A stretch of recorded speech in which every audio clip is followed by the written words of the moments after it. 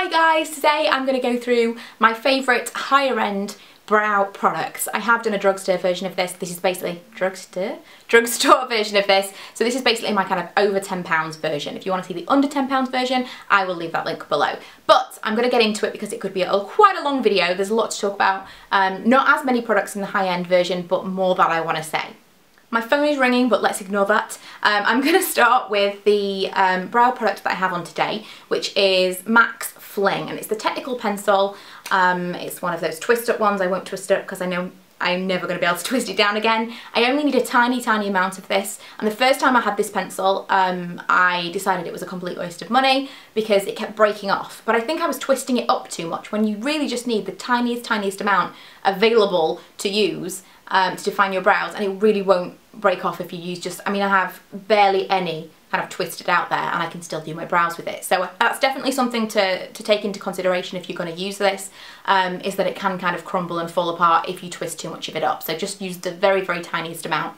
It's the perfect colour. It is just, I mean, like I said, I'm wearing it now, you can see it's kind of the perfect kind of myriad of my root colour and the fact that I want to be blonde. And there's not much more I can say about it. It lasts, that's not really a problem that I have with brow products, but I will get into that because I have a long-lasting product to show you. But it's just my favourite one. It's expensive, but I do get 25% off at MAC now. So I think I will probably start repurchasing this instead of the next one, which lots of you guys will be like, I thought you were going to say that was your favourite. This is my favourite. It's just I kind of always thought cost per wear it was more expensive because this probably only lasted me a month, whereas the next one lasted me more like 3. Moving on, Smashbox Brow Tech to Go. How many of you guys thought this was going to be my holy grail brow product?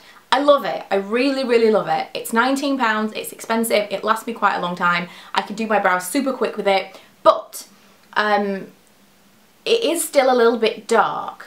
I don't know what made me think that it was better. I suppose because the Fling one, I was so annoyed with it. I was so annoyed that it was expensive and it didn't last, that I kind of cast it aside and thought, yeah, that's okay. But then I started using all my drugstore stuff again and finally found this and thought, this is amazing. But it's £19, and the thing that bugs me about it is this angled pencil, different to anything else that I have. I know there's loads of other ones on the market. I don't care that it's angled, it just happens to be angled. And it does make it quicker to do my brows because it is. Again, dry, not waxy at all. Great colour, but it is a little warmer. I always thought this was like the ashiest brow pencil that there was, but it's not. A little warmer than Fling, not quite perfect.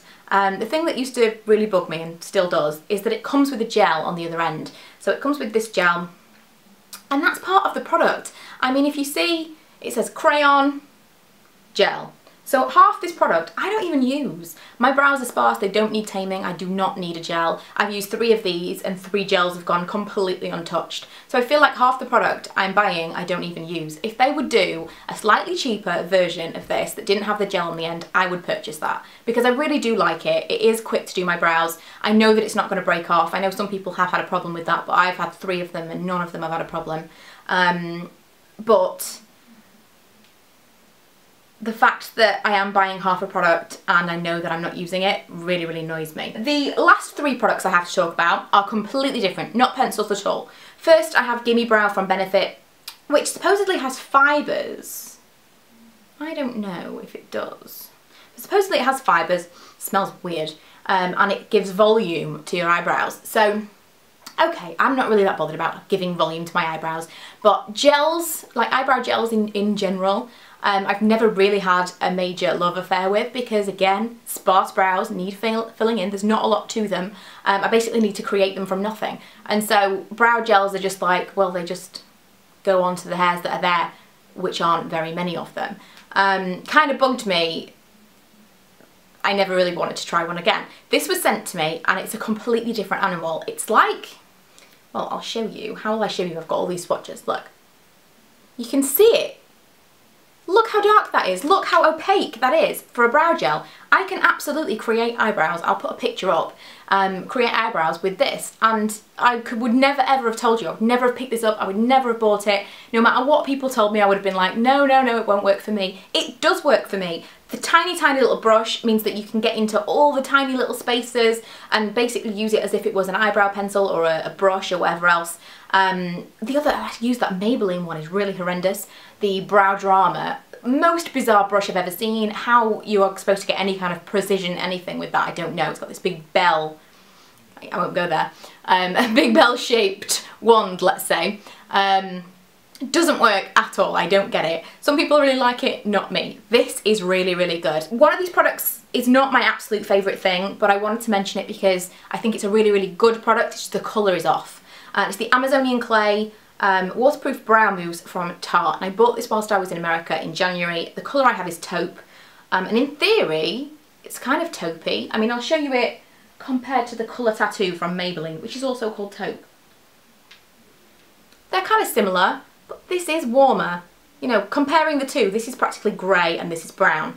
And it does look much warmer than I'd like it to on my brows. When I have darker hair, when my roots grow through, it's quite nice. But when my hair is blonde and I'm going for an ashy look, you know, it's due to be redone at the moment, so maybe it's not as ashy as I'd like, but this is just too warm. If you're not that bothered about that, if you've got golden tones in your hair, I would definitely recommend it. It's going to last you a really long time. It is more expensive, but it really does last on your brows. So if you're someone that does have problems with that and smudging and all that stuff, then I would definitely recommend this product. And lastly, I'm going to talk about something I used to use a lot, and it is this powder, or this eyeshadow from MAC, and it's called Wedge. And I bought this for my eyebrows specifically. It's probably one of the most used eyeshadows I have from MAC. It has a dent in it, you see. I'm quite proud of that dent. And that's from my brow brush. And I used to use this, and now I would probably get use out of it if I used the Gimme Brow from Benefit first, because I would have something to cling on to. But again, sparse brows, not a lot there, need to draw them in from nothing. Brow powder doesn't really do much for me in this colour. In a dark colour, it does, because obviously there's a lot of pigment. But I really do need something more than a powder when I'm blonde. So I do really like this, and I think that if you do just have a little bit of something that you want a bit of definition, you want a bit of something powder-wise, this is a really, really good colour for blondes. I know people use Amiga, but again, I need a bit more than that. I need something a little bit deeper and a little bit more pigmented than an actual blonde colour. But if you are a little bit darker, or you just want your brows to be a bit bolder, I think this is a really nice one as well. So that is it, that is everything. They're all my products that I really, really like, over £10, or products that I would recommend. Like I say, if you want to see the under £10 one, that will be linked below. If you have any questions, I will link as many things as possible, any reviews I've done, and of course I've put pictures up throughout the video. Hopefully that will help, but if you have any questions at all, please let me know. If you would be interested, I will do not so hot products, because there's lots of things that I've tried and just not been super keen on.